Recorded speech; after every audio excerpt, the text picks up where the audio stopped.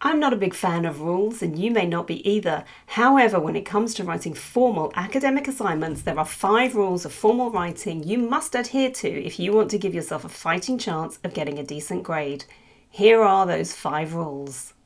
Number 1. Avoid contractions. And by contractions in the English language, I mean 2 words that have been shortened into one, such as don't, won't, isn't, could've, and would've. Of course, they're fine to use in spoken English and in formal writing such as blogs, but not in formal written assignments such as essays or reports. Instead, write out both words in full, so don't should be written as do not, isn't as is not, and could've or would've as could have or would have, not could've or would've, which is a commonly made mistake because of the way they're spoken. And that leads us on to rule number 2. Avoid using colloquial language and writing in the vernacular, which means writing as you speak. So avoid words and phrases such as kind of, sort of, and like, which is like the most overused word in English and sounds like irritating if it's said too often. Instead of like, use such as or for example to introduce 1 or 2 clear examples in your writing that back up and evidence what you're saying. Remember, writing is not just speech written down. Formal writing requires higher levels of language use, so you may need to put in additional effort to find the correct higher level vocabulary to use in your writing. And rule number 3 is avoid overusing basic commonly used verbs such as do, make, and get,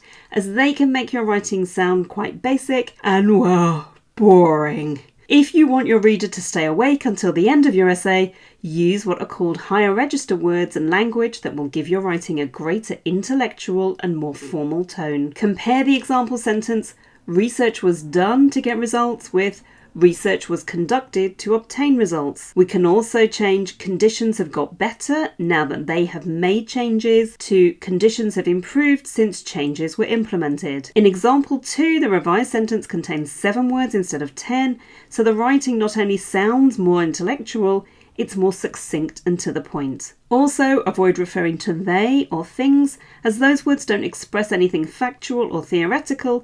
They're vague, so they don't give any meaning or depth to what you're arguing, discussing, or analysing. Always state exactly what or who it is you're referring to in your discussion, argument, or analysis. One extra tip here, always use a good thesaurus to expand and develop your vocabulary. If you just Google words, you'll get the meaning, but not necessarily the full explanation of how that word or phrase is used correctly, along with example sentences. You need to know the form and use of a word or phrase in English, as well as its basic meaning to be able to use it correctly. If you're studying in the UK, use the Oxford English Dictionary, and unless you've been educated in the American system, try as much as possible to use British English spelling. Moving on to rule number 4. Never start sentences with conjunctions such as and or because. This is because conjunctions join and link ideas together within sentences. They should only be used at the start of a sentence in creative or informal writing. Instead, use what are called discourse markers such as or due to that guide your reader through your essay from start to finish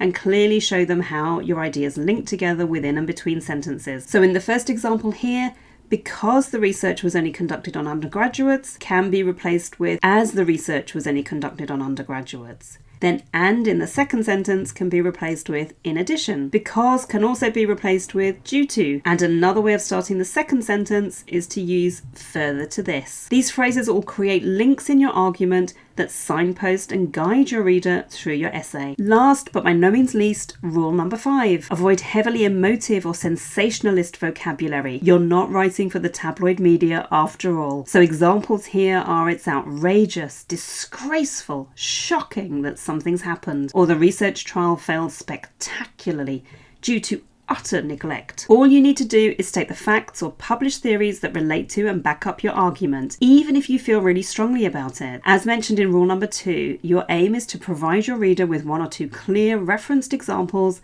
that back up each point of your argument. Your job when writing your assignment is to present an objective argument or discussion backed up by reliable, credible sources that are fully referenced. You should only write in an emotive, sensationalist style if it's creative or dramatic writing, or or a requirement of the assignment brief. Finally, remember the fundamental rules of good writing. Write with your reader in mind. Give your reader, who's also the person marking your paper, nothing or as little as possible to complain about. Remember also that writing a good assignment, be it an essay or report, is a process of several stages requiring you to implement effective time use and planning skills. Great essays rarely get researched and written at the last minute. You'll find more content, including the free Rules of Formal Assignment Writing PDF checklist over on the Writing Skills page of the Unlock Learners website at unlocklearner.com/writing. If you found this content useful, and I hope you have, remember to subscribe to the channel. Incorporate these 5 rules of formal writing into every assignment to give yourself a better chance of getting a better grade.